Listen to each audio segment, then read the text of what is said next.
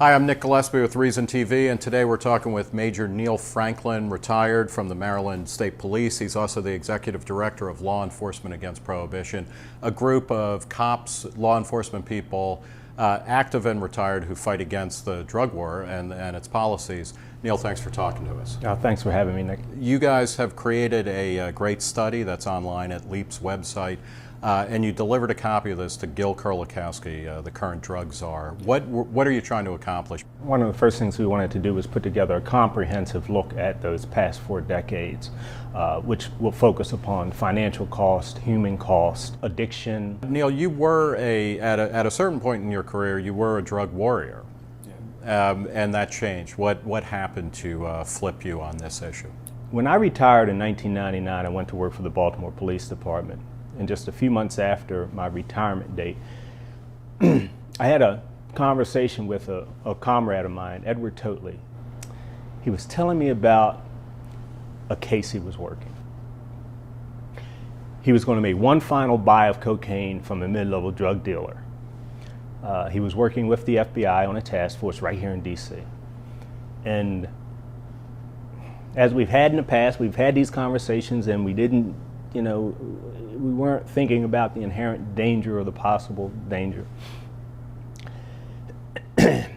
October 30th, I got a phone call late one night, woke me up, and it was a coworker saying that Ed Totley had been shot.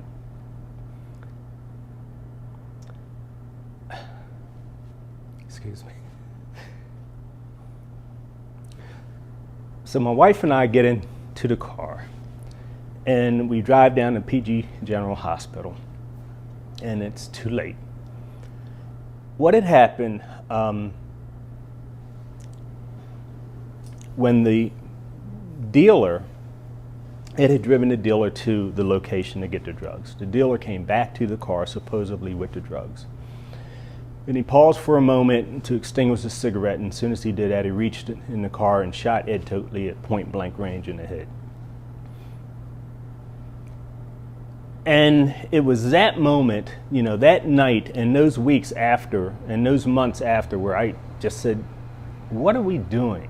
And I started thinking about the other officers that I knew that had died. And just a couple of years after that, more officers in Baltimore City were dying from drug crime. Dealers, the prohibition part.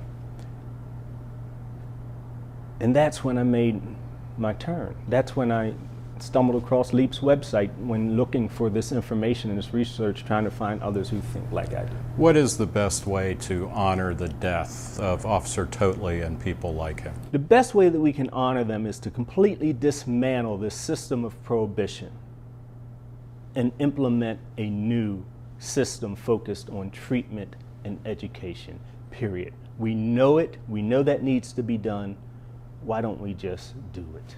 What are the big round numbers or the findings of the war on drugs? What has it been doing, and what has it been? How has it been affecting American society? When we first started the war on drugs, we only had a few 100,000 people in prison. Today, we're somewhere around 2.5 million people in prison. Over those 40 years, we've put over 39 million people in prison, and the vast majority of those are from nonviolent drug offenses.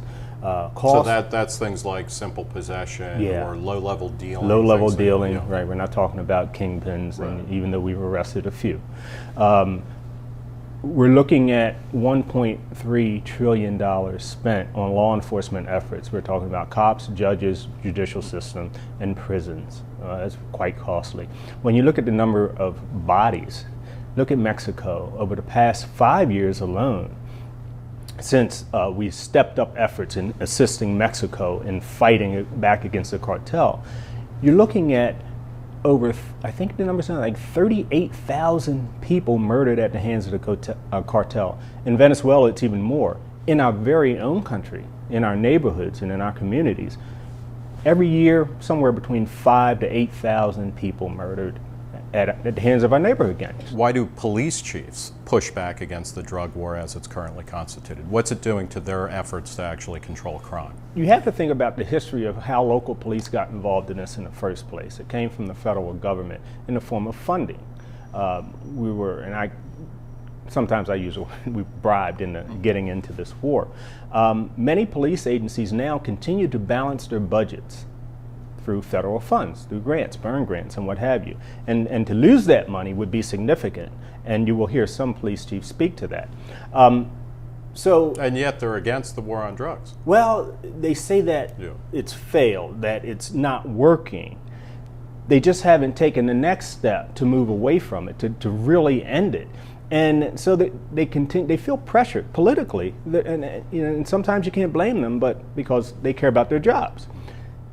Politically, they're pressured to toe the federal party line. What are the things that we can do quickly and immediately to redress that, to start fixing it and get out of this war mentality? Well, immediately, where you don't need any legislative action whatsoever, the president can move marijuana from a Schedule I category down to a 3 or 4. And that would mean, I mean, currently marijuana is scheduled under federal drug classifications as having no medical value Absolutely. whatsoever. And that's already been proven wrong with the 15 states that are now moving in medical marijuana, and with the many doctors behind that.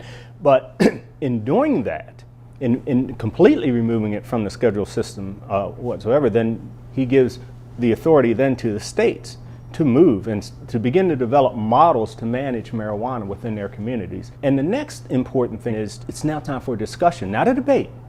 That's been done. A discussion as to what are the best possible models? How can we manage these dangerous drugs within our communities? We already know that prohibition does not work, so now we have to regulate and control. Let's have the discussion, come up with some solutions. We've also been down this road before. In the 70s, we heard stories that Philip Morris had trademarked names like Acapulco Gold and Maui Wowie, anticipating the legalization of marijuana. Jimmy Carter seemed to be weeks away before a big scandal broke and pulled back from legalizing drugs in any way, shape, or form. Other countries have decriminalized. Portugal has decriminalized drugs. But are we actually at a different stage of the discussion over the drug war? Completely different than back in the 70s for a number of reasons. Number one, we didn't have the data that we have today. Prison numbers, financial numbers, body count, we didn't have those numbers. When you look at the leaders from Mexico, the former presidents have come out with the commission just a couple of weeks ago in their report. Yeah, we have Republican people running for the Republican presidential nomination, people like Gary Johnson and Ron Paul calling for the legalization of drugs. But here's another significant part. They didn't have LEAP. They didn't have Law Enforcement Against Prohibition back in the 70s.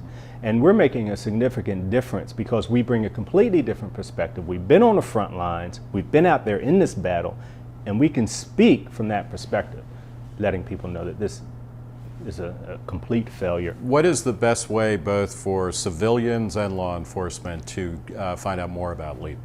Well, they can go to copssaylegalizedrugs.com, and we have a brand new website up, very comprehensive with some very good information, and they really should visit that site. Major Neill Franklin, retired Maryland State Police, Executive Director of LEAP, Law Enforcement Against Prohibition. Thanks very much for talking to us. Thanks, Nick. I'm Nick Gillespie for Reason TV.